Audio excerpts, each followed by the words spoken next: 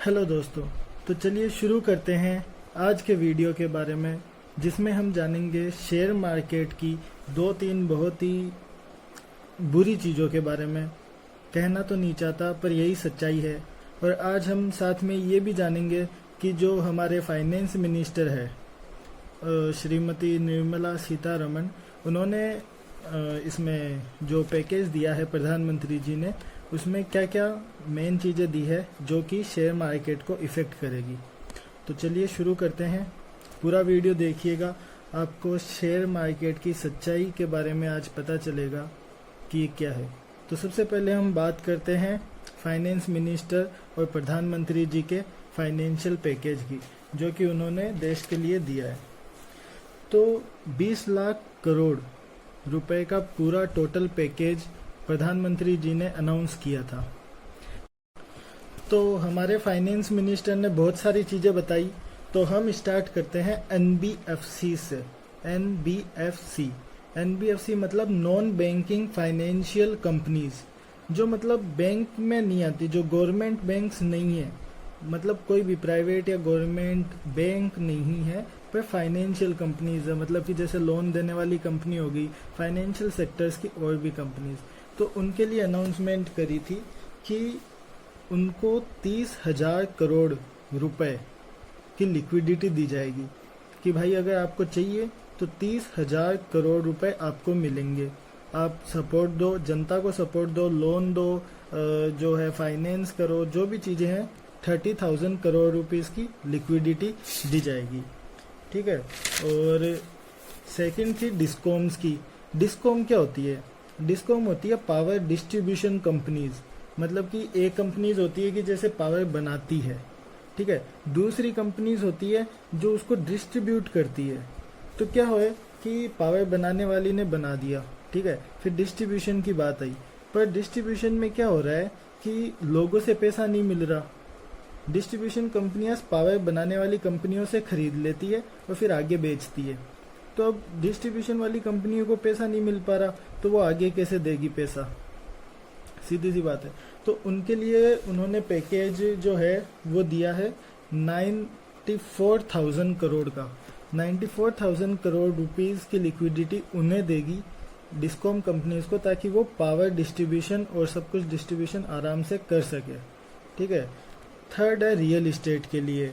तो real estate और जो भी कंस्ट्रक्शन था, रोड का कंस्ट्रक्शन हो गया, हाईवे का कंस्ट्रक्शन हो गया, उनके लिए जो वो ठेकेदार होते हैं, जिनको मिलता है, कॉन्ट्रैक्टर्स होते हैं, उनको लिमिट एक्सटेंड करिए कि भाई आपको रुपए जो भी टाइम दिया हुआ था गवर्नमेंट का कि इतने टाइम में आपको कंप्लीट करना है, वो कोई दिक्कत नहीं है, आप एक्सटेंड कर देंगे टाइम, 6 महीने एक्सटेंड कर देंगे, तो आप आराम से करो काम और कोई आपका एक्स्ट्रा चार्ज नहीं लगेगा इसमें। ठीक है। और फिर जो एम्प्लॉयज़ है, उनका जो टीडीएस कटता है, टीसीएस कटता है, उसमें उन्होंने 50,000 करोड़ रुपए की छूट दी है। अब टीडीएस और टीसीएस क्या होता है? इसके अंदर क्या होता है कि टैक्स डिडक्शन एट सोर्स और टैक्स कलेक्शन एट सोर्स, मतलब कि जहां से अगर आपकी 40,000 रुपए की तनख्वाह आई, तो उसमें 33%, 30%, 18%, ये अलग अलग टैक्स स्लैब है, तो ये कटते हैं। जहाँ से आती है वहाँ कटती है, और जहाँ पे इनका कलेक्शन होता है वहाँ कटती है। तो अब क्या है कि थोड़े टाइम के लिए ये नहीं कटेगी, इसके लिए उन्होंने छूट दे दी है। और पांचवी बड़ी जो अनाउंसमेंट है वो है एमएसएमईज के लिए। एमएसएमई क्या होता है, इसको ध्यान से समझना है, क्योंकि ये सबसे बड़ी अनाउंसमेंट मानी जा रही है, जिससे कि बहुत ज़्यादा अच्छा इफेक्ट पड़ेगा। पर देखते हैं अब क्या होता है इसका नतीजा। तो पर एमएसएमई क्या होती है? माइक्रो, स्मॉल, मीडियम, जो ये एंटरप्राइजेज है वो होती है माइक्रो, स्मॉल, मीडियम। ठीक है, ये समझ में आ गया। तो इनकी भी अलग अलग रेंज है कि 2 करोड़ से 5 करोड़ होनी चाहिए इनकी कैपिटल वैल्यूएशन, 10 करोड़ की अलग होती है, 100 करोड़ तक की अलग होती है। तो इनके लिए क्या किया है कि इनके लिए दिया है फ्री लोन, दिया है इनको, मतलब कि 3 लाख करोड़ का फ्री लोन मिलेगा इनको। इसका क्या मतलब है कि कोई भी अपन लोन लेते हैं तो उसमें अपन को एसेट रखना पड़ता है वहाँ पे, तो इनको एसेट कोई भी नहीं रखना पड़ेगा, ये डायरेक्ट लोन ले सकते हैं बिना किसी गारंटी के। तो इसमें क्या है कि 3 लाख करोड़ रुपए उन्होंने दे दिए हैं।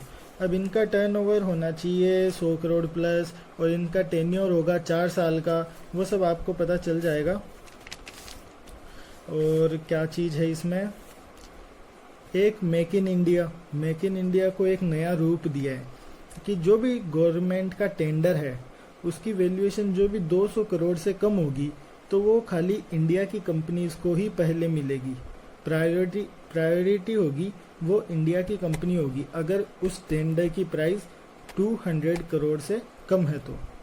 साथ ही क्या है कि जो ईपीएफ कटता है, ठीक है, तो उसका जो सपोर्ट है वो एक्सटेंड किया है 3 महीने तक का एक्सटेंड करा है सपोर्ट उसका। और एम्प्लॉय कंट्रीब्यूशन है उसमें 10% कंट्रीब्यूशन देगी। 8वां जो पॉइंट है कि जो भी ड्यू डेट है आईटीआर फाइल करने की, इनकम टैक्स रिटर्न्स जो जाते हैं वो बढ़ा के इन्होंने 30 नवंबर तक करी है, नवंबर 30 तक करी है। और टैक्स ऑडिट करने की जो है लास्ट डेट वो अक्टूबर 30 करी है। तो ऐसा करके और बहुत सारी और भी चीज़ें करी है जो कि आप न्यूज़ चैनल्स में और सब जगह देखोगे। तो अच्छा डिसीजन लिया है आफ्टर ऑल कि बहुत सारी चीज़ें करी है। अब अपन आते हैं स्टॉक मार्केट पे। जो मेन स्टॉक मार्केट है हमारा, उसमें अभी बहुत सारी न्यूज़ चल रही है, नए इन्वेस्टमेंट्स आ रहे हैं, बाहर की कंपनियां इन्वेस्ट कर रही है, अंदर की कंपनियों में भी हलचल मची हुई है, देश की कंपनियां आदि कम हो रही है, ज़्यादा हो रही है, जो भी है चल रहा है। इसमें एक बड़ी न्यूज़ आई है वेदांता की। वेदांता के प्रोमोटर्स उन्होंने डिसाइड किया है कि कंपनी को डीलिस्ट करना है। कंपनी के डीलिस्ट करने का क्या मतलब होता है? लिस्ट करने का मतलब होता है कि शेयर मार्केट पे उसके शेयर्स की बेची और खरीदारी हो जाएगी स्टार्ट। डीलिस्टिंग का मतलब क्या होता है कि कंपनी के जो प्रोमोटर्स है वो जो पब्लिक के लिए शेयर है वो खरीद लेंगे वापस, तो वो वापस प्राइवेट कंपनी बन जाएगी। तो डीलिस्टिंग के लिए क्या जरूरी चीज़ें होती है कि एक तो जो भी शेयर होल्डर्स है, जो पब्लिक शेयर होल्डर्स है, उनमें से 90% की हामी होनी चाहिए। वेदांता की पेरेंट कंपनी एक फॉरेन कंपनी है, वेदांता ही नाम है उसका, और ये बहुत बड़ी कंपनी है, बहुत बड़े लोग हैं। तो क्यों करवा रहे हैं डीलिस्ट? वेदांता का शेयर 150-200 लगभग चलता है। अभी इसका शेयर चल रहा है बहुत ही लो कॉस्ट पे। इन्होंने डीलिस्टिंग की प्राइस दी है 87 रुपीज़ लगभग। तो आप सोचिए कि लगभग 50% ये इसमें डिपॉजिट पे चल रहा है अभी, मतलब कि इनको डिस्काउंट मिल रहा है 50% का। तो कंपनीज के प्रमोटर्स क्या चाहेंगे कि यार इतना सस्ता शेयर मिल रहा है तो अभी टाइम है, अपन को वापस खरीद लेना चाहिए और अपन को वापस ले लेनी चाहिए सारी की सारी इक्विटी। अब उससे होगा क्या? उसमें सबसे मेन रीज़न होता है डिविडेंड का, कि जो भी प्रॉफिट होगा तो उसका डिविडेंड बटेगा। और वेदांता ऐसी कंपनी है जो अच्छा डिविडेंड बांटती है।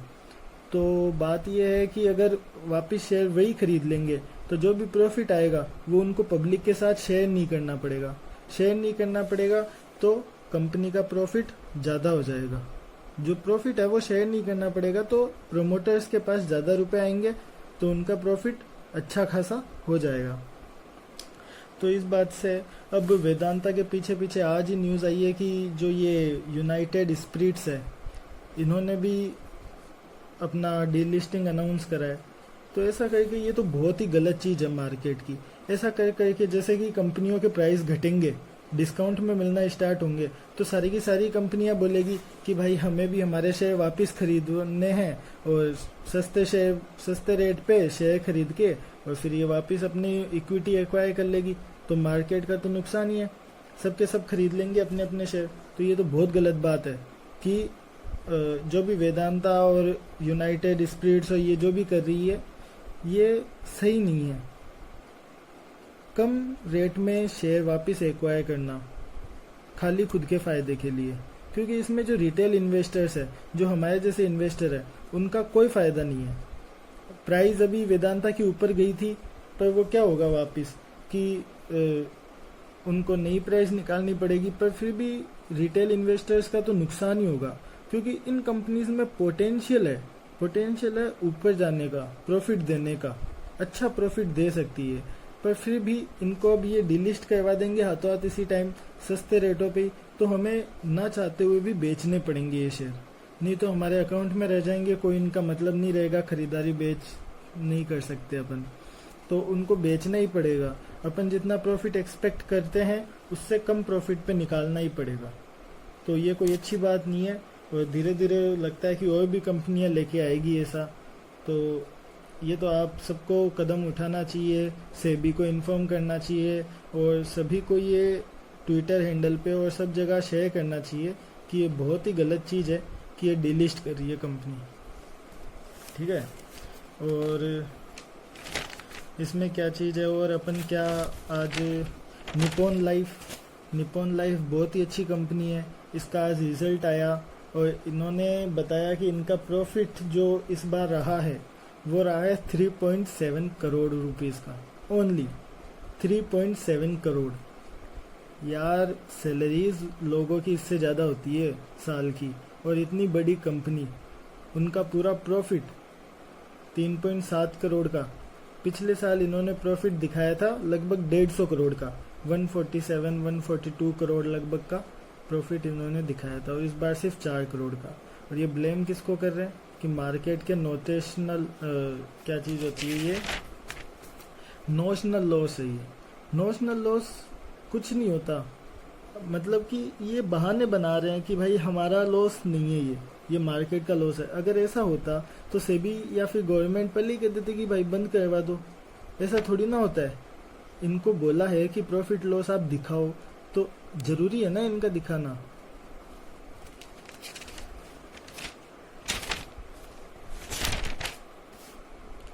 तो बात ये है लास्ट में कि हालत बहुत ही ख़राब चल रही है मार्केट की, कंपनीज की हालत उससे भी ज़्यादा ख़राब है। पर कुछ कंपनियां हैं बड़ी बड़ी जो कि इस सिचुएशन का फ़ायदा उठाना चाहती है, गलत फ़ायदा उठाना चाहती है अपने फेवर में, कि लोगों का नुकसान हो जाए। लोगों का नुकसान हो जाएगा अपने आप ही, वो चाहते हैं या नहीं चाहते, पर लोगों का नुकसान होगा उस बात से, क्योंकि वो क्या है कि सस्ती रेटों पे अभी शेयर्स खरीद लेंगे, डिलिस्ट करवा देंगे कंपनीज को। अब वेदांता ने स्टार्ट करा, यूनाइटेड स्पिरिट्स ने भी बोल दिया, अब धीरे धीरे और कंपनीज भी बोल देगी, तो ऐसे कर करके तो सारी की सारी कंपनी वापस अपनी इक्विटी एक्वायर कर लेगी। मार्केट में कोई अच्छी कंपनी बचेगी नहीं, जिसके भी प्रोमोटर्स के पास अच्छे शेयर पड़े हैं अभी 50%, 60%, 70%, वो वापस अपनी इक्विटी और ज़्यादा एक्वायर करेंगे। तो उससे क्या होगा, उससे मार्केट में ही वैल्यूएशन घटेगी और सारी कंपनियां वापस प्राइवेट हो जाएगी, उन लोगों के पास चली जाएगी जो पहले से इतने बड़े हैं। इसका क्या क्राइटेरिया होता है कि 90% से अपन को वोटिंग चाहिए, पर ये वोटिंग भी तो अपने बड़े बड़े लोगों में ही करवाते हैं, ये अपना सेटलमेंट कर लेते हैं स्टार्टिंग में। इनकी पहुंच बहुत ऊपर तक होती है, इतनी बड़ी कंपनीज है, उनमें इतने बड़े प्रमोटर्स है, तो वो इतना तो कर ही सकते हैं कि वो उनको मैनिपुलेट करके या फिर कुछ भी ज़्यादा ऑफर करके प्राइस या फिर कुछ भी करके उनको मना लेते हैं और डिलिस्ट करवा देते हैं, और फंस जाते हैं आपके और हमारे जैसे छोटे मोटे इन्वेस्टर्स। तो ये बहुत ही गलत चीज़ है, इसका विरोध करना चाहिए। और भी बहुत सारी चीज़ें हो रही है, तो मैं सोच रहा हूँ कि अब लगभग डेली वीडियो लेके आए। अभी क्या है, शेयर मार्केट की बहुत ही ज़्यादा हालत ख़राब हो रही है, कोई मतलब नहीं रहा है।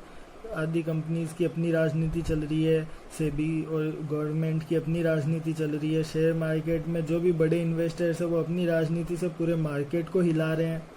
पता नहीं क्या हो रहा है, कुछ समझ में नहीं आ रहा।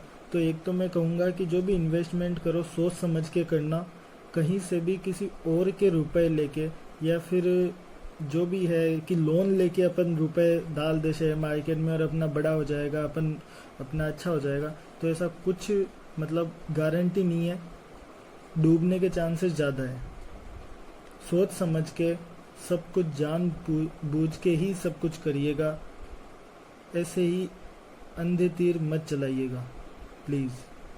तो दोस्तों आज के लिए बस इतना ही, थैंक यू सो मच।